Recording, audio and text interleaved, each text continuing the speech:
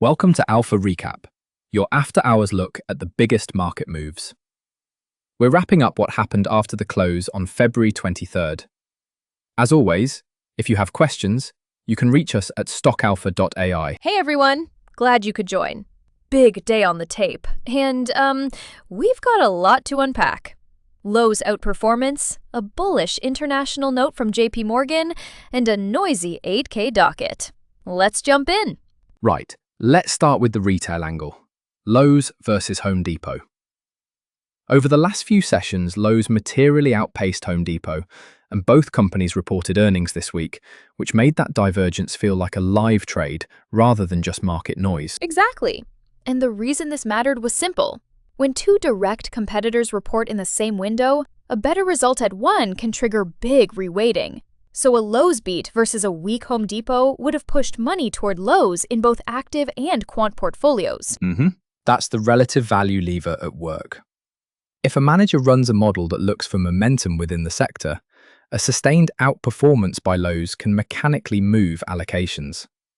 And conversely, a Home Depot surprise could flip things back overnight. So, what really stands out here is the idiosyncratic risk. You can't just treat the home improvement space as a single bet anymore. The two chains are diverging, and that creates opportunity for active traders. Right. Short term, that means position sizing matters. If you overweight on relative momentum, you can get clipped by a surprise the other way. Short reactions? Yeah, absolutely. Okay, moving on. JPMorgan put out a note arguing that international equities still have legs. They listed 4 macro tailwinds: decent growth outside the US, benign inflation abroad, a dovish Federal Reserve, and a weaker US dollar. Altogether, that's a case for tilting away from a purely US-concentrated allocation. Let's unpack that in plain terms. First, if growth is stronger overseas, companies there can earn more, meaning higher profits. Second, if inflation is low, central banks don't have to raise rates as aggressively, which supports valuations. Third, a dovish Federal Reserve narrows interest rate differentials. And fourth, a weaker dollar lifts the dollar value of foreign earnings when converted back into dollars. And that last point is one people miss. Currency moves are a mechanical multiplier on reported returns. If the dollar falls, every dollar of earnings from abroad looks bigger when brought home. Right, so JP Morgan's thesis is really a 4-part interaction. Growth, inflation, policy, and currency that together could drive cross-border flows into international and emerging market equities. But honestly, I was a bit surprised by how explicit they were. This is a direct challenge to the narrative that US large caps must stay dominant. Which brings us to the allocation debate.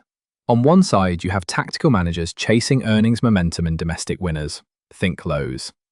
On the other, macro allocators are looking at relative value across countries and currencies and saying, maybe we should broaden out. Short reactions. Wait, really? Hold on, say that again? Right. Different frameworks, different outcomes. Now we should talk about the 8K tape. There was a cluster of filings on February 23rd. Steel Dynamics, Sturm Ruger, Axum Therapeutics, Veris Residential, Easterly Government Properties, and Gilead Sciences. Each had different implications for holders and traders. Let's be clear about why 8Ks matter. They're the SEC's way of flagging new material information. Results, officer changes, deals, other events. And the real gold is often in the exhibits attached to those filings. Right, for example, some of these filings were Item 8.01 or Item 2.02 types, results of operations and exhibits, which can contain revenue detail or contract terms that weren't in a press release.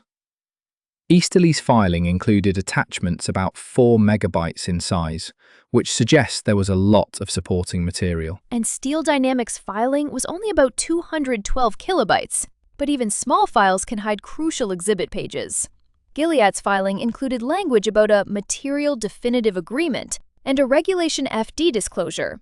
That usually means management is trying to get information out in a controlled way before the market gets the details another way. Regulation FD is about fairness in disclosure. When a company files that note, it often means they wanted to make sure everyone hears the same thing at once. The exhibits, though, are where the deal economics live, and those can move stocks materially. And then you've got governance moves like Sturm Ruger's Item 5.02 filing. Officer and director changes aren't glamorous headlines, but they matter. Succession risk, changes to incentives, proxy season dynamics. Activist investors watch those closely. Exactly. There's a real difference between skimming headlines and digging into exhibits. Traders who read the 8K exhibits can exploit short-term moves based on cash flow details or contract terms. Passive investors or headline-only players may miss those pockets of alpha. Short reactions, big move. Not what anyone expected. Now, a quick sidebar on RS Investments. Their fourth quarter 2025 large cap value letter flagged Eaton and Sealed Air as names to watch. That's a signal from a value manager that large cap industrials and packaging are attractive for cash generation and governance quality. For value and income investors, that's actionable. It suggests running the numbers on cash flow, capital expenditure needs, and management commentary.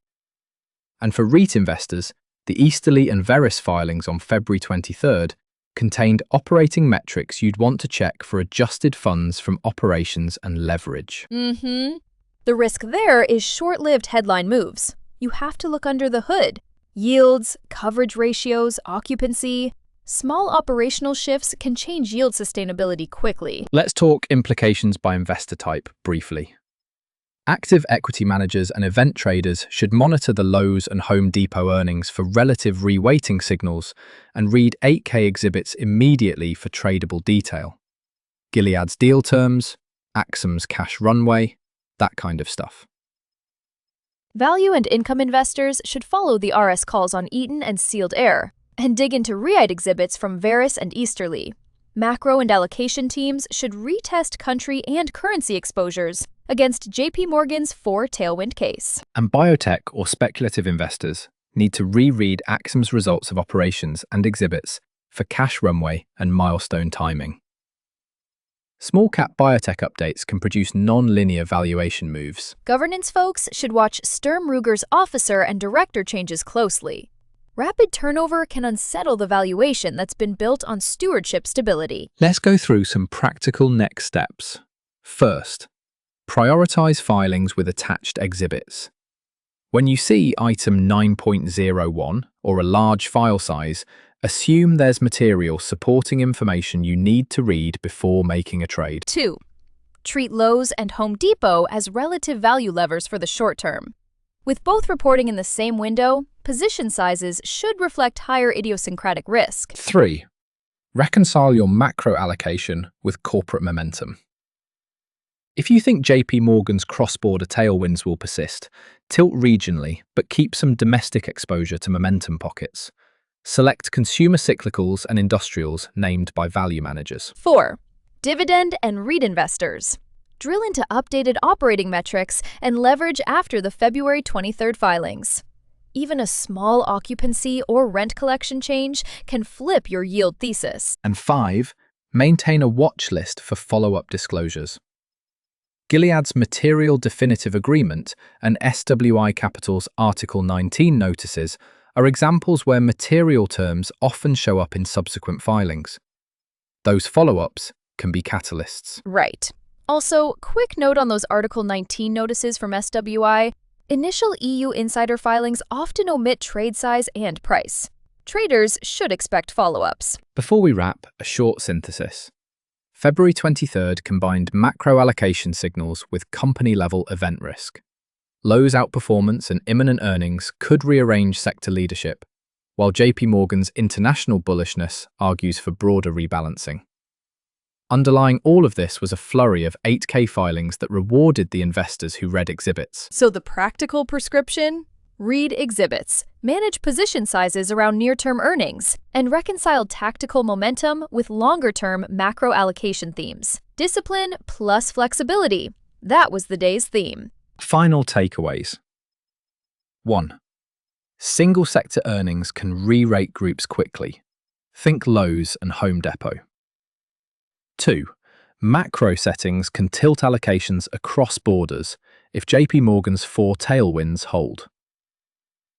3. 8K exhibits are often where the market-moving details live.